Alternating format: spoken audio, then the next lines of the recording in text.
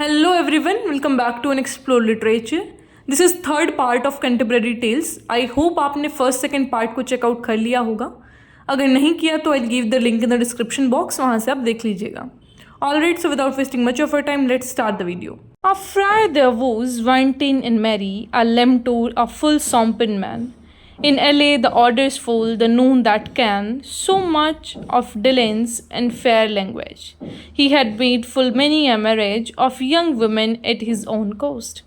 On to his order he was a noble post, full well beloved and familiar was he, with frank lean over all his contour, and eke with worthy women of the town, for he had power of confessing, aside himself more than accurate. For of his order he was licentiate, full sweetly had he confession, and pleasant was his absculation. He was an easy man to yield penance, there was his race to have a good pittance. For unto a power order for you to give, inside that a man is well yeshiv. For if he a yaf, he doste make a won, he wist that a man was reputant. For many a man so hard is of his hearth, he may not weep although I am so smooth. Therefore, instead of whipping and prayers, men moved ye silver to the poorer fares. His typewrit was all farce full of knaves, and pines for to Yevon fair weaves. And certainly he had a mere knot, well knowed he sang and play on a rod. Of yeddings he bar outly the press. His naked white was as the flowered the lace, that to his strong was as champion. He knew the Travis well in every town, and ever rich hostler and trapester. Bet that a laser or a bagester, for on to switch a worthy man as he, a coordinate as by his faculty. To have with slight lasers acquaintance, it is not honest, it may not evince. For to dallion with no switchboard tail, but all with rich and sellers of tale. And over all there as profit should arise, courtesies he was and lowly of service. There was no man nowhere so virtuous, he was the best beggar in the house, and yet for certain firm for the ground, noon of his brethren came there in his haunt. For though a wide head not a show, so pleasant was his in principle. Yet walde he had fed in ere he went, his purchase was well better than his rent. And rig he knewed as it were right a whelp, in love days there would he much ill help, for there he was net like a cloister. With a threadbare cop as is a poor scholar, but he was like a master or a pop. Of double worsted was his semi-cob, that rounded as a bell out of press. Somewhat he lapsed for his wantonness, to make his English sweet upon his tongue. And in his harping, what one that he had sung, his eye twinkled in his head aright, as doon the sternness in the frosty night. This worthy lamtour was Clip Hubbard. So this was all the description about friar. Fryer कौन होते हैं? एक religious order के ही आदमी रहते हैं, मतलब church से बिलोंग करते हैं. काफ़ी सॉलम ये थे और इनका जो स्किल्स था, टॉकिंग स्किल्स, वो भी बहुत अच्छा था और एक एलिगेंट स्पीच था इनका. एंड काफ़ी सारी शादियाँ इन्होंने कर रखी थी यंग वुमेन के साथ अपनी कोस्ट पे. End of his order like he was a Nobel supporter. He was very well beloved and on good terms with Franklin everywhere in his country. मतलब कि ये जो लैंडलॉर्ड्स रहते थे उनके साथ भी अच्छे टर्म्स में था और वर्दी वुमेंस के साथ भी इसके कनेक्शंस थे. ठीक है, तो वो सारी चीज़ें थोड़ा सा क्रिटिसाइज़ भी किया गया है कि ये जो लोग हैं जो रिलीजन ऐसा प्रमोट करते हैं, बहुत बड़ी बड़ी बातें करते हैं, but this people also have certain limitations. तो फिर चौसर उस टाइम की बात बताते हैं कि क्या कुछ स्थिति था फ्रायर्स का उस टाइम पे, कि वो डोनेशन पे ही उनका जीवन चलता था बेसिकली. तो फिर लोग उनको काफ़ी ज़्यादा जो है ऐसा दे देते थे दान टाइप. और उस टाइम पे ये भी था कि जो लोग हैं वो बेगिंग को भी लाइसेंस कर दिया गया था कि आपका एक राइट के तरीके से कि आप बेगिंग कर सकते हैं. So he also use to beg at that time. उसके पास काफ़ी सारे चाकू थे और पेन्स थी एंड काफ़ी अच्छी सी उसकी आवाज़ थी, वो गाता भी था और पूरा सा प्लेफुल सा आदमी था. He use to sing ballads. उसने he absolutely took the prize. So the poet is saying कि काफ़ी अच्छी उसकी सिंगिंग थी. एंड उसका जो नेक है वो is white as a lily flower. जो लिली फ्लावर होता है ना, उसकी तरीके से उसकी जो गर्दन थी बहुत ज़्यादा सफ़ेद थी. बहुत ही स्ट्रॉन्ग काइंड ऑफ आदमी था वो. And he was a champion.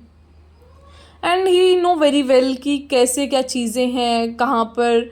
And सारी चीज़ें यहाँ पे ऐसे बताई गई हैं कि किस तरीके का आदमी था वो. And what was the situation of poor people at that time. तो चौसर बताते हैं कि वो पूरे घर में जितने वो पिलग्रिम्स थे सबसे अच्छा बेगर था वो इस घर में. And give a certain fee for his grand that none of his brother came to his begging area. कि वो सबसे अच्छी कमाई करता था उस एरिया में जहाँ पे वो था. तो बेगिंग को भी बहुत ज़्यादा एक प्रॉफिट इनकम का सोर्स देखा जाता था उस टाइम पे. तो वो एक जो प्रॉब्लम थी बेगिंग की उसको भी यहाँ पे जो चौसर हैं वो हाईलाइट करते हैं. जैसे कि मैंने इंपॉर्टेंट क्वेश्चंस में डिस्कस किया कि 14th सेंचुरी की सोसाइटी को रिफ्लेक्ट किया गया है. तो आप ये वाला एग्जाम्पल डाल सकते हैं कि बेगिंग को भी यहाँ पे बताया गया है in the case of fryer. तो ये जो हमारे फ्रायर थे काफ़ी ऐसा फ्लर्ट करते रहते थे, हैप्पी मूड में रहते थे हमेशा. And he could settle the dispute on love days. तो कहने का मतलब ये है कि थोड़ा सा एक जो रहता है ना, रिलीजियस लोगों से एक्सपेक्ट करते हैं कि भाई ये ऐसे रहेंगे, इनका एक सर्टेन कोड ऑफ कंडक्ट रहेगा. तो वो चीज़ें नहीं है यहाँ पे. He is like a scholar. तो वो सारी चीज़ें यहाँ पे बताई गई हैं. फिर उनका डिस्क्रिप्शन में बताया गया है कि उन्होंने एक शॉर्ट क्लोक डाल रखा था विच वॉज ऑफ वुलन. ठीक है, वुलन क्लोक का मतलब होता है कि वो जो इससे ये लॉयर वगैरह डालते हैं ना गले में, वो वाइट कलर का ऐसा रहता है. तो वो इन्होंने डाल रखा था. And in his affection he live somewhere to make his English sweet. तो जब वो बोलता था तो वो कुछ इस तरीके से बोलता था ताकि वो स्वीट इंग्लिश बोल सके. एंड उसकी जो आइज़ थी वो ट्विंकल करती थी as stars on the first night. तो इसलिए जो हमारे पोइट हैं चौसर उनको क्या बोलते हैं, ह्यूबर्ड बोलते हैं. So there are two important points in it कि जो फ्रायर हैं वो एक क्लिस्टियल ग्रुप से बिलोंग करते हैं, that is the religious group. तो ये थर्ड मेंबर हैं उसके. द सेकेंड थिंग इज़ कि जो चौसर का टाइम था उस टाइम में जो बेगिंग थी वो is permitted only as a necessity. कि मतलब उस टाइम पे ये माना जाता है कि भाई बेगिंग करना इज़ नॉट समथिंग रॉन्ग और ये तो हमारी नेसेसिटी बन चुकी है. So it became like profitable business. जैसे अब लोग होते हैं ना कि बैठे रहते हैं और काफ़ी ज़्यादा कमा लेते हैं बेगर लोग भी. हम देखते हैं कई बार न्यूज़ में आता है कि भाई इसके पास तो इतना करोड़ों रुपया मिला. तो वो वाली चीज़ तो मान के चलो कि बिजनेस की तरीके से उसे यूज़ किया जाता था. तो चौसर इनके डिस्क्रिप्शन में एक वर्ड यूज़ करते हैं लिम्प टूअर, जिसका मतलब होता है कि एक बेगिंग फ्रायर 14th सेंचुरी के रेफरेंस में, कि एक फ्रायर जो कि बेग करता है लेकिन हमने उसको क्या कर रखा है, एक सर्टेन एरिया असाइन कर रखा है कि भाई तू इसी एरिया में बेग कर सकता है और ये तेरा एरिया है. होता है ना ऐसे, जैसे बेगर्स अपने रेड लाइट एरिया बांट लेते हैं कि भाई यहाँ पे तो मैं ही करूँगा बैगिंग, आप कोई और जो है एरिया चुनिए. तो इसी तरीके से उस टाइम पे था कि लोग अपने अपने एरिया बांट के बैठे थे फॉर द बेगिंग पर्पस. अब आगे देखते हैं. A merchant was there with a fog beard in motley and high on horse he sat. Upon his head a floundrous beaver that his boots clasped fair and fettishly. His reasons he spake full solemnly, Sauvanage always the reins of his venig. He would the sea were cap for anything betwixt Middleburg and Orwell. Well nude he is a chancel de salle, this worthy man full well his wit bister. There was no way that he was in debt, so stately was he of his governance. With his bargains and with his chavons, forsooth he was a worthy man withal. But sooth to shin, I note how men him call. तो ये थी आपकी 14 lines about the merchant. कि भाई जो merchant है ना उसकी बियर्ड फॉक्ड शेप की है एंड वो मल्टी कलर क्लोथ्स पहनता है. प्राउडली वो अपने घोड़े पे बैठा है. And upon his head is a Flemish beaver head. उसने एक हेड पहन रखा है, बूट्स पहन रखे हैं, बहुत ही हैंडसम और एलिजेंट वो लग रहा है. एंड जो उसका तरीका है बोलने का, दैट इज़ ऑल्सो इम्प्रेसिव. जिस तरीके से वो एक प्रॉफिट की बातें करता है and how he talks about business. He wanted the sea to be guarded at all between Middelburg and Orwell. तो वो चाहता है कि सी को गार्ड किया जाए इस दो एरिया के बीच में ताकि फॉरेन एक्सचेंज अच्छे से ऐसा हो सके. This worthy man, says Chaucer, used his wit very well, for no one could make out that he was in debt. अब ये आदमी ना इतने तरीके बोलते ना, एक अच्छे तरीके से अपने दिमाग को यूज़ करता था कि कोई गेस भी नहीं कर सकता था कि ये कर्जे में डूबा हुआ है। ये अपने आप को इतने अच्छे से कंडक्ट करता था, सारी चीज़ों में ऐसा आराम से बाय करना एंड ऑल, मतलब दिखाता नहीं था कि इस पे कर्जा है। बहुत ही डिग्निफाइड था अपने कंडक्ट में, अपनी बाइंग सेलिंग मनी लेंडिंग में। ही वॉज अ वेरी वर्दी मैन, लेकिन ट्रू टू से was that he didn't know कि वट ही वॉज कॉल्ड, कि उसे बोला क्या जाता था, मतलब उसका नाम वाम क्या था। The merchant is probably the wealthiest member of the rapidly rising middle class of the 14th century. तो चौसर बताते हैं कि जो मर्चेंट है वो सबसे वेल्दीएस्ट मेंबर था, जो एक राइजिंग मिडिल क्लास आ रही थी 14th सेंचुरी के अंदर। एंड जो मर्चेंट है वो फॉरेन एक्सचेंज की स्पेक्यूलेशंस में और फ्रेंच शील्ड्स जो होती हैं क्राउन्स, उनसे अपना प्रॉफिट कमाता था। But the thing was that कि ये आदमी रहता तो बहुत लग्जरी में था, लेकिन द केस वॉज कि वो बहुत ज़्यादा डेप्थ के अंदर था, कर्जा था उसके ऊपर बहुत ज़्यादा। एंड स्टिल मतलब वो लोगों को दिखाता था कि भाई मैं तो बड़ा खुश हूँ, ताकि क्रेडिटर्स उसको ऐसा देते रहें लोन।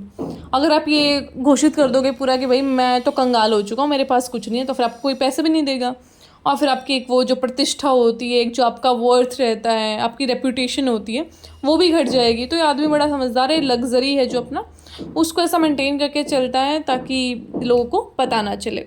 फिर आगे बात करते हैं। A clerk there was a fox in food also, the tone to logic had long ago, as lean was his horse as in a rake, and he next not right fat I undertake, but looked hollow, and that too soberly, but thereby was his overest courtesy. For he had gotten high yet no benefice, nay was so worldly for to have office. For him was so lever have it bedel's hair, 20 books clad in black or red. Of Aristotle in his philosophy, then robs rich of filthy a grey satire. But all be that he was a philosopher, yet had he built little gold in coffer. But all that he might of his friend's hand, on books and on learnage he it spent. And Billsley gan for the soul's pray earnestly, for him that he of him with wit to scholarly. Of study took he most care and most heed, no to words spake he more than was need. And that was said in form and reverence, in short and quick and full of his sentence. Sovereignage in moral virtue was his speech, and gladly would he learn and gladly teach. तो ये थी आपकी 23 lines जिसमें clerk के बारे में बताया गया है। तो clerk is basically a student from Oxford who had begin his study of logic. तो काफ़ी टाइम पहले उसने अपनी लॉजिक की स्टडी स्टार्ट की थी। एंड जो उसका हॉर्स है वो काफ़ी थिन है एज अ रेक, एंड वो भी काफ़ी ज़्यादा ऐसा मोटा सा नहीं है। एक स्कॉलर का जो इमेज आपके दिमाग में आता है, that is the particular image of this clerk, जैसा कि नरेटर हमें बताते हैं। एंड वो बहुत ही इमेंसिएटेड दिखता है, सॉबर सी उसकी लुक्स हैं, उसने एक शॉर्ट ओवरकोट पहन रखा है। And had he not yet obtained an ecclesial living, nor was he worldly enough to take up a secular employment. तो वो बोल रहा है कि ना तो वो ज़्यादा सा रिलीजियस है, ना ही उसने बिल्कुल ही त्याग रखा है ये सब चीज़ें, वो थोड़ा सा बीच का है इन दोनों में, वो थोड़ा बिलीव भी करता है नहीं भी करता है। For he would rather have at the head of his bed 20 books bound in black or red, कि उसके पास approximately 20 books होंगी उसके सर के ऊपर, मतलब उसके बेड से ऊपर जो भी रखा है वहाँ पे, those can be in black और red covers। वो अरिस्टोटल की हैं, फ़िलासफ़ी की किताबें हैं जिसमें काफ़ी सारी चीज़ें लिखी हुई हैं about philosophy. Whatever he get he spend those on his books, और अपनी लर्निंग पे, मतलब जो भी उसे जहाँ से मिलता है वो सिर्फ अपनी एक जो लर्निंग है, अपनी जो बुक्स हैं उनके ऊपर वो खर्च करता है। वो प्रे भी करता है for the soul of those that give him the means to attend the schools, कि जिन्होंने उसे ऐसा पढ़ाया है, लिखाया है, या फिर उसे तरीके बताए हैं to learn the several things. तो वो अपनी पढ़ाई को बहुत ज़्यादा सीरियस लेता है, और जितना पूछा जाता है उतना ही बताता है, कोई ज़्यादा फालतू की बातें नहीं करता। जितना पूछोगे उतना ही हाँ नाम है, या फिर जैसे भी जवाब देना है उस चीज़ का वो देगा। वो काफ़ी मॉरल वर्च्यू का आदमी है, और उसकी बहुत ज़्यादा इच्छा है पढ़ने की। तो ये था क्लर्क के बारे में। अब आगे देखते हैं। A sergeant of the law war in wise that often had been at pare, there was also full riches of excellence, discreet he was, and of excellent reverence. He seemed switch, his words weren't so wise, just as he was full often in essays. By patent and by plain commotion, for his science and for his Hieronian. Of feasts and robes had he many own, so great a purchaser was nowhere known. All was feast simple to him in fact, his purchasing might not been in fact. Nowhere so busy a man as he was, therenas, and yet he seemed busier than he was. In terms had he cast and dooms allay, that formed the time of King William were fell. Thereto he knew and did and make a thing, that knowed no weight punch at his writing. In every state nod he plenty bewrought. He ruled but homely in a middle cord, grit with scent of silk with brass small, of his array tell I no longer tell. तो ये थी आपकी 21 lines जो कि sergeant of the law के बारे में बताती हैं. That he was a very prudent man and rich in excellence. वो बहुत ही डिग्निफाइड आदमी था and at least he seem to be so since word were so wise. तो चौसर हैं जो बोलते हैं कि पक्का तो मैं कह नहीं सकता, पर जैसे उसके चॉइस ऑफ वर्ड था, जिस तरीके से वो अपनी चीज़ों को प्रेजेंट करता था, उससे ऐसा ही लगता है कि वो बहुत ही एक वाइस आदमी था. And he was often a जज in the local court by the letter of appointment. तो जो लेटर ऑफ अपॉइंटमेंट था उसके through he was appointed as a जज इन द लोकल कोर्ट. उसका काफ़ी ज़्यादा रेपुटेशन था, नॉलेज था उसके पास, एंड उसके काफ़ी अच्छे अच्छे क्लाइंट्स भी थे. There was no way such a great purchaser of land and he was also great purchaser of land. उसका कोई रिस्ट्रिक्शन नहीं था पोजिशंस पे, बहुत सारी उसकी जो थी प्रॉपर्टी थी. There was no way so busy a man as he was. मतलब कि वो बहुत ही एक बिजी आदमी था. पक्का तो पता नहीं, लेकिन जैसे वो लगता था दिखने में, कुछ जितना बिजी होना चाहिए उसे, उससे कुछ ज़्यादा ही बिजी वो रहता था. एंड लीगल टर्म्स में वो सारी चीज़ों को एक्सप्लेन करता था. He know how to express in legal terms all the cases and decision. तो उसको सारी चीज़ों का पता था कि कैसे लीगल टर्म्स में चीज़ों को प्रेजेंट करना है, जो चीज़ें हुई हैं since the time of king William. तो 300 साल पहले तक की बातों को वो लीगल टर्म्स में अभी तक बता सकता था. और लीगल डॉक्यूमेंट के बारे में, उनके स्टाइल ऑफ राइटिंग के बारे में, सारी चीज़ों के बारे में उसे पता था. उसने जो सारे इंस्टीट्यूट था, जो सारा लॉ था, वो बाय हार्ट लर्न कर रखा था. And he wrote simply in a multi pattern coat. उसने एक मल्टी पैटर्न कोट टाई पहन रखी थी और सिल्क की स्मॉल स्ट्रिप्स वाला सा उसका कुछ ऐसा वो था, क्लोथ था. Chaucer stops his saying he can tell us no more about his clothing. और ये बोल कर फिर चौसर चुप हो जाते हैं, बोलते हैं कि इससे ज़्यादा मैं उसकी क्लोथिंग के बारे में कुछ नहीं बता सकता. फिर आगे आते हैं Franklin. Franklin was in his company, white was his beard and is his classy. Of his complexion he was sanguine, well loved by the most a sop in wine. To live in delight was ever his wont, for he was epicurus on son. This held opinion that Pelle Delight was verily felicity perfect, as householder and that agreed was he, St. Julian he was in his country. His bear, his LA was elway after on, a bitter envied man was nowhere known. Without bake meat was never his horse, of flesh and flesh, and that so plenteous. It snewed in his house of meat and daring, of LA dainties that mean cow thing. After the sundry season of fears, so chanced in his met and his supper, full many a fat patriarch had he in moe, and many a brim, and many a lucent stew. Woe was his cook, but his sauces were poignant and sharp, ready as his gear, his table dormant in his hell away. Stood ready covered at the longer day, as seasons there was he lord and sire, full often time he was knight of the shire.